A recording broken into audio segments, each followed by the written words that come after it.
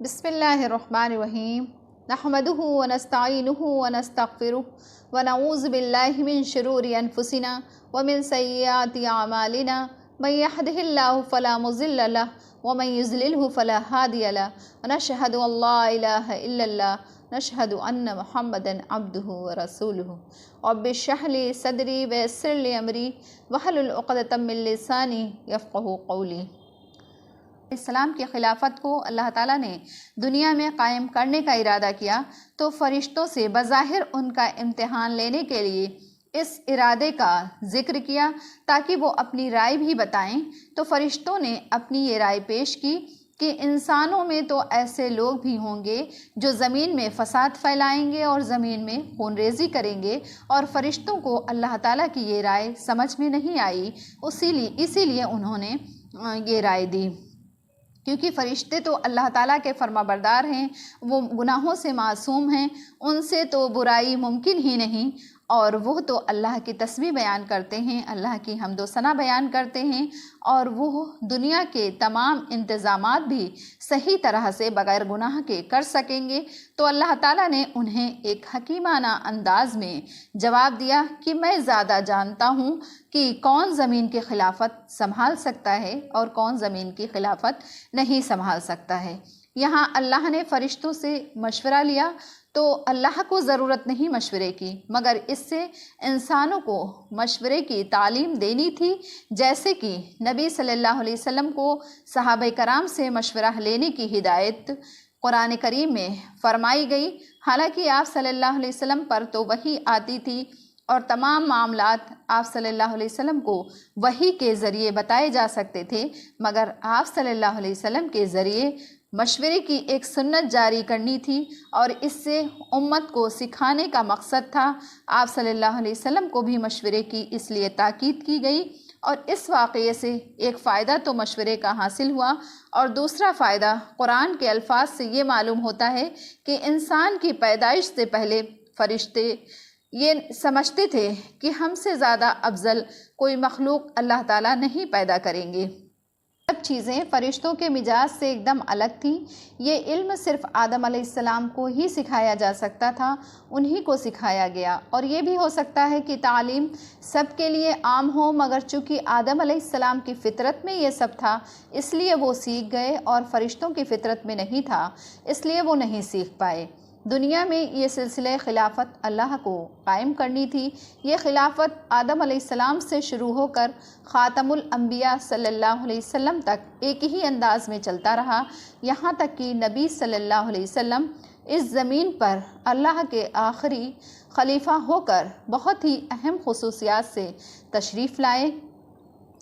آپ صلی اللہ علیہ وسلم کی ایک خصوصیت یہ تھی کہ آپ صلی اللہ علیہ وسلم سے پہلے انبیاء علیہ السلام خاص قوموں کے لیے یا ملکوں کی طرف بھیجے گئے تھے، اور وہ اسی خاص قوم کے لیے ہوتے تھے۔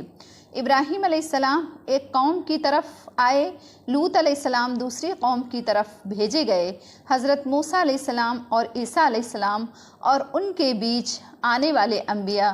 بنی اسرائیل کی طرف بھیجے گئے۔ حضرت محمد صلی اللہ علیہ وسلم کو پوری دنیا اور اس کی دونوں قوموں یعنی جنات اور انسان کی طرف بھیجا گیا۔ قرآن کریم نے آپ صلی اللہ علیہ وسلم کی بعثت اور نبوت کے عام ہونے کا اعلان اس آیت میں فرمایا ہے۔ قُلْ يَا أَيُّهَا النَّاسُ إِنِّي رَسُولُ اللَّهِ إِلَيْكُمْ جَمِيعًا لِلَّذِي لَهُ مُلْكُ السَّمَاوَاتِ وَالْأَرْضِ۔ آپ صلی اللہ علیہ وسلم کہہ دیجئے کہ اے لوگوں، میں اللہ کا رسول ہوں، تم سب کی طرف اللہ وہ ذات ہے جس کے قبضے میں آسمانوں اور زمین کی بادشاہت ہے۔ صحیح مسلم کی حدیث ہے کہ حضرت محمد صلی اللہ علیہ وسلم نے فرمایا کہ مجھے تمام انبیاء علیہ السلام پر 6 چیزوں میں خاص فضیلت دی گئی ہے۔ ان میں سے ایک یہ ہے کہ آپ صلی اللہ علیہ وسلم کو تمام عالم کا نبی اور رسول بنا کر کے بھیجا گیا۔ دوسری خصوصیت نبی صلی اللہ علیہ وسلم کی یہ ہے کہ پچھلے انبیاء کی خلافت جس طرح سے خاص ملکوں اور خاص قوموں کے لیے ہوتی تھی اور ایک خاص زمانے تک ہوتی تھی، اس کے بعد جب دوسرا رسول آ جاتا تو پہلے رسول کی خلافت ختم ہو کر کے آنے والے رسول کی خلافت قائم ہو جاتی تھی۔ تیسری خصوصیت یہ ہے کہ پچھلے انبیاء علیہ السلام کی تعلیمات اور شریعت ایک زمانے تک محفوظ رہتی اور چلتی تھی۔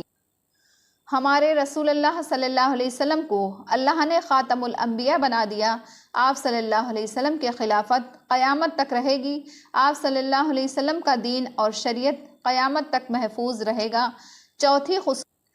چوتھی خصوصیت حضرت محمد صلی اللہ علیہ وسلم کی یہ ہے کہ پچھلے انبیاء کی خلافت محدود زمانہ سنبھالتا تھا اور خاتم الانبیاء کا زمانہ تو خلافت تا قیامت ہے۔ پانچویں خصوصیت یہ ہے کہ آپ صلی اللہ علیہ وسلم کے بعد آپ صلی اللہ علیہ وسلم کی امت کی جماعت کو اللہ نے وہ مقام عطا فرمایا جو انبیاء علیہ السلام کا ہوتا ہے، یعنی امت کے مجموعے کو معصوم قرار دیا کہ آپ صلی اللہ علیہ وسلم کی پوری امت کبھی گمراہی اور غلطی پر ایک ساتھ جمع نہ ہوگی۔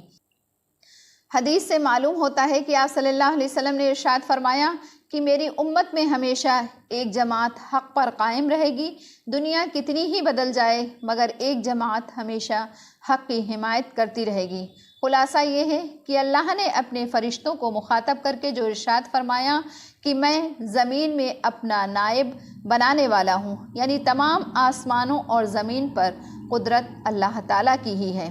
دوسرے یہ کہ اللہ کے احکام نافذ کرنے کے لیے اس کا نائب اور خلیفہ اس کا رسول ہوتا ہے، اور یہ بھی بتا دیا گیا کہ خلافت الہیہ کا سلسلہ جب آپ صلی اللہ علیہ وسلم پر ختم ہو گیا تو اب خلافت رسول کا سلسلہ اس کے قائم مقام ہوا۔